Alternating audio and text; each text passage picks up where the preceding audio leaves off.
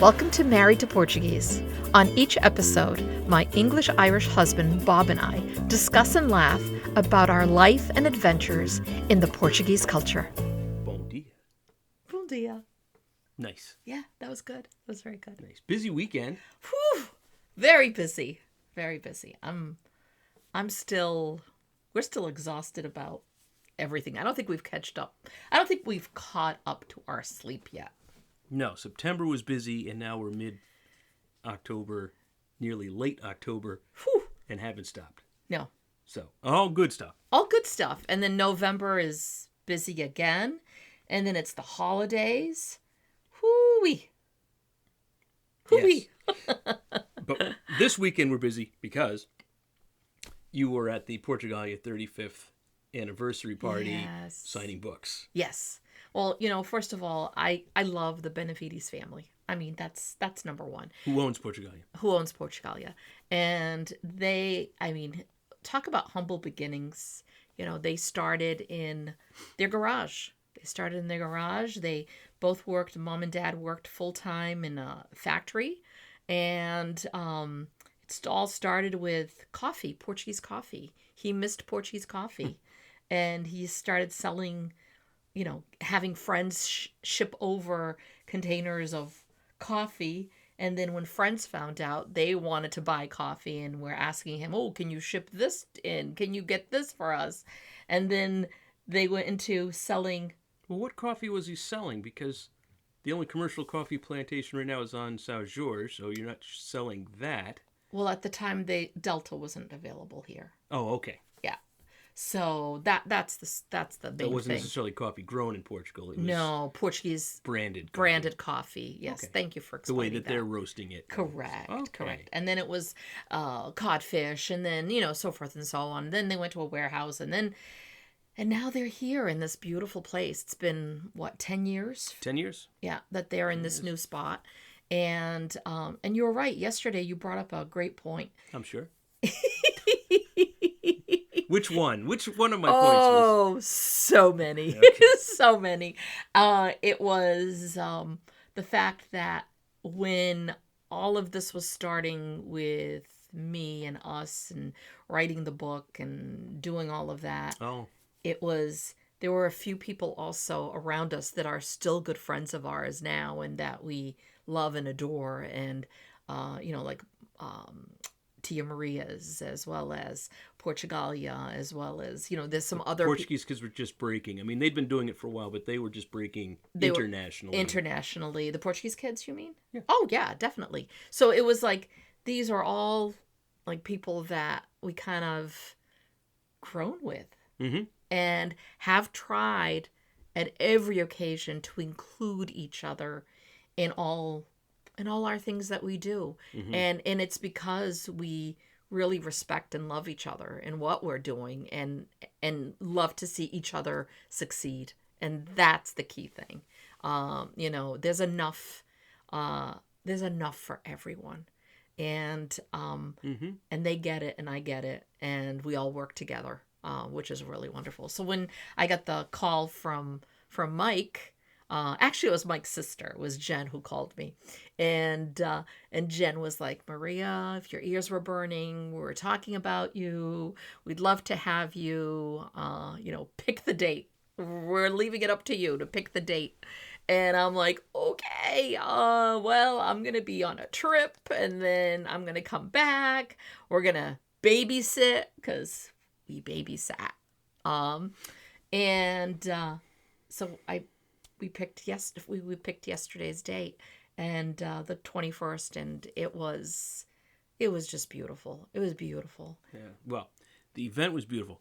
Weather was terrible. I don't know if it was technically a nor'easter, but we probably got a couple inches of rain yesterday. Definitely. And it was torrential. Yeah, it was not a day for the weak-hearted. No. So, of course, as we're driving there, I'm thinking, okay, this is going to be a great celebration. It's 35 years. They're going to have live music. There's going to be chestnuts roasting. Which I'm already like, I can't wait. I can't wait to have roasted chestnuts because it's one of my favorites. Not his. No. But it is for me. And then it was like, oh, and they're going to have a cake. They're going to be singing. There's going to be, wine sampling, and there's going to be me from 11 to 1 to meet and greet and to sign books. So on our way to Fall River, as we're driving there, I'm like, oh my goodness, what awful weather. There's not going to be that many people there today, because you always say that. I mean, it's like it's sunny weather. Nobody's going to be there today. It's rainy weather. Nobody's going to be there today. No, I said no one's going to be there. Who's going to come out of their house? It's raining. It's miserable. You're thinking like, oh, it's so cold, and it was a drizzly day. It was not a drizzly. Not day. a drizzly. It was a downpoury day. Okay, it was a downpoury day that was damp and cold and miserable. Let's put it that way. But we get there, and I see Mike, and I see them setting up the chestnuts, and I'm like, when you roast them, please let me know. I want some fresh ones. So, and they did. They took care of me. And thank you, Frank. Frank is so good. Jen's husband, so good. And so I get in. Hey, Mike, I'm a little early. And he's like, yeah, well, there's people already waiting up and lining up for you already. So I'm like, what are you talking about? And he's like, look. And I'm like, oh my goodness. And then I've got, hi, Maria. Hi, Maria. It was like, oh, they were just fun. And we just so beautiful. The line, well, didn't stop until it needed to. I mean, from 11:15 till 1:30? 2. We went to 2. We went to 2 o'clock, so we went another extra hour or so. We went to 2. But, which was fine. But that was fine, because I didn't want to go back outside in the rain. So was... And then we had people coming from everywhere. Yeah. I can't believe the 3 ladies drove up from New Jersey. Jersey. Saturday morning, they drove up for the event to do some shopping, get some signed books for Christmas presents. So they kept yelling, what? Jersey in the house. You always know there's somebody from New Jersey because they've got to yell that. I think that's the state anthem. I yelled it out. When they came to the table, I went, okay, I got to say this. Jersey in the house. And they're like, yay. But they were a lot of fun. It was so much fun. And there were people who came up from Connecticut. There were people who came down from Boston, north of Boston. There were people who traveled with me, who recently traveled with me, were there because they were getting books for me to sign for Christmas as well. So they were mixed in the line. There were 6 people who traveled with us that were there. That sounds right. Yeah. And so they were like in between the line, because like I said, the line it never went down for all that whole time. And it snaked, which every time I looked up and I thought the line was getting shorter, it wasn't. It was always that same amount. And so they were kind of dispersed in between all of those people. And whenever they would come up, either the people before or after them, they would say, I heard about your tour. I heard how wonderful it was. When are you doing your next one? Because I just heard from, how great it was. So it was like seeing old friends that were there, and it was just wonderful. Foodies are incredible people. That's just all I have to say. Yeah, but there were folks there because they liked they were there for the book. Yeah. And the recipes and the stories. Yeah. And then you had people who liked the show, the travel aspect or the history aspect. Yes. And the people who just like to cook. Yep. Men, women, and young people. Teenagers. That was really fun. Yes. Ava, if you're watching. We expect you to go to culinary school and become an amazing Portuguese chef. We've got our eye on you. We got our eye on you, honey. Mm-hmm. And so, I love seeing that. I love seeing that. And I really moved me in a lot. It's very humbling. It's very humbling to have everybody there be there for you and to talk to you and to just connect on another level, because a lot of people feel like they already know us, whether it's from these podcasts or, from the show. And which is fair enough. What you see is what you get. Because this is it. So, this is it. Sure. This is us. So of course they meet us and they go, you're just like you are on TV, or you're just like you are on the podcast. And it's like, of course, how else would I be? This is it, And I guess I was laughing about something to someone, and I guess in the line, people were saying, "There's her laugh. We hear her laugh. We know that laugh." And then I've had a few people go, "Are you always like laughing all the time when you talk, or do you always have this much fun?" And it's like, I try. That is my goal in life, is to enjoy each moment, because I know how short it is, and I need to enjoy and have fun in what I'm doing, because if I'm not going to do it. See, I try to stay warm, keep my feet dry. Those are the first two. Fun! Woohoo! Yeah, fun. That's a little further down the line. Feet dry is the first one. No, it was a lot of fun, and getting to talk to everybody in line. So my job was to do crowd control. So I was out there with the Post-it notes, and I'd ask folks, if you're going to have a book signed, who do you want it signed to? So I could spell out the name ahead of time from here. And got to talk to everybody. And it was really fun to find out why people were there. Yeah. And I think just surprising things. People were talking about their favorite episodes. One woman really took to the show, and she's trying to visit all of the places that we visited. Yes! And she's now fallen in love with P-Town, and she's gotten to meet Chuck and George. Yes, yes, and, yes. And she's made friends in P-Town beyond who we filmed. Yeah. And then I talked to somebody else who was telling me that her favorite episode was the Pico episode, which is episode 7. Which really surprised me, because we worked so hard for Pico. We had such a challenge. Yep. Just filling the time, frankly. And you all know that. Because of all the things that we've talked about. Yeah. So we wanted to do right by Pico with the content that we had. Yeah. So to hear that somebody felt that was their favorite. That was their favorite. And and she's like, and the look you gave when you drank that wine, she's like, I want to go and enjoy that wine too. And I'm like, yes, go there, go see Fortunado, because he's an amazing, amazing man who's doing incredible things. But to talk to people who were referencing, like Pico, specific segments of the series and how that affected them was really a lot of fun. And then talking to people about, do you cook Portuguese? And no, but we really want to. So I flipped them to page 68 of the cookbook, to the Sablada. Because, I don't get to cook I'm a good cook, right? He's an excellent cook. He's an excellent cook. I'm a good cook. He is. And a baker, a wonderful baker, too. I'm pretty good at that. Yes, you are. I am pretty good at baking. Backstory here is I baked my way through college at Dunkin' Donuts. So I have literally baked dozens of tons and tons of donuts. Yeast recipes you have. You're great. I understand proofing and all of that stuff. So it's fun to talk to people about the cooking, and just saying, look, I don't get to cook that much because Maria's a better cook. I will make it, and then Maria will say, well, here's how it will be better. And that's not a mean thing. She's right. It could be better. She's got a better palate than I do.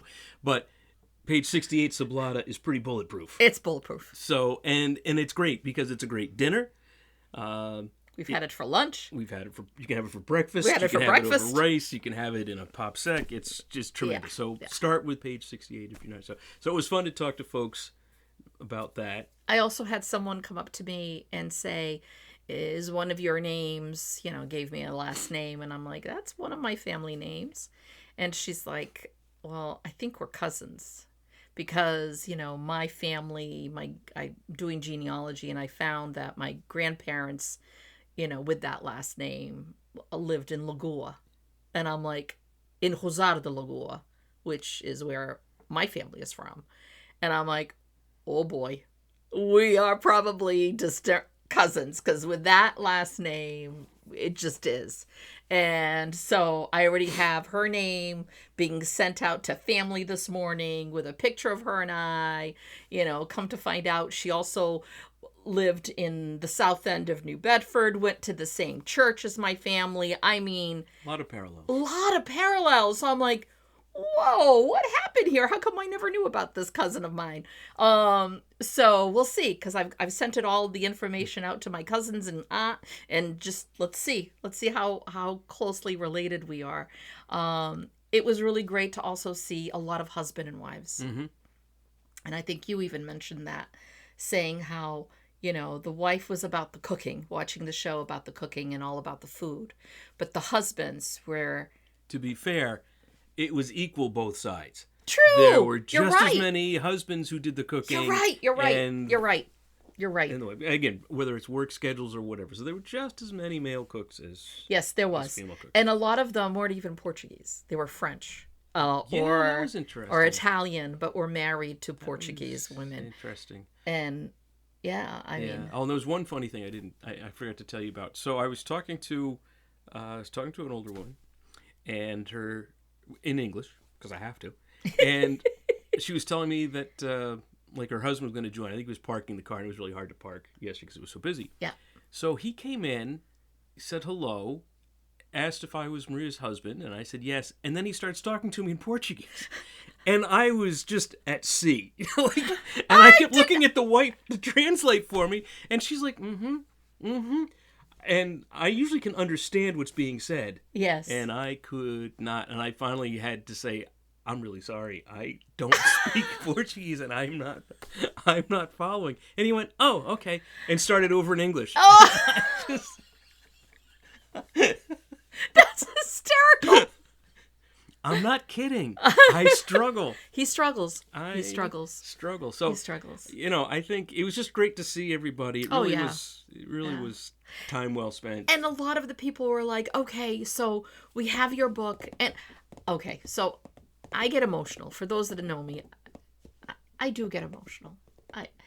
It touches my heart. It just touches my heart. It's very humbling. It's so humbling. It touches my heart. So when I have not one and not two, but more than that, telling me that growing up they were picked on, they were, made to feel less than because they were Portuguese, or didn't feel very proud of their culture and their heritage because of that. So they grew up, very Americanized and didn't want to be associated with being Portuguese because that was a big no-no, for them and all that. But now coming to an age where, having my book and seeing the shows, and all of a sudden, because it's never too late to just embrace who you are and where you come from. Never too late. And that now they're like, I am Portuguese. I come from an amazing people. I am so proud of who I am. So that made me cry several times, because to have them say it's because of you, and poof, that's... Yeah, and I say that's crazy. It's crazy. It's a reconnection. It's a reconnection where it was a topic that didn't Yeah. benefit them when they were Sorry, younger, guys. so they stopped talking about it. And Yeah. then you're reminding them Yeah. it's worth picking up. It's worth picking It's up worth the threads. picking up the threads is right. Good So stuff. Good stuff. So yeah, so that was our time yesterday. It was beautiful. For those that are watching, if you were there, thank you from my heart. Thank you for taking the time to be there, to introduce yourself to me, to tell me your stories, to meet Bob, to just to join in spending time together. That was really wonderful. We'll have more opportunities. We got more books coming. Yes. So yes, we excellent. do. All right. Well, I think it's time to go. I think it's time to go, guys. All right. Bye. All right. Thanks. Bye. See you later. Thank you for listening. Don't forget to hit the subscribe button, and we'd love to hear your ideas for topics. Ciao.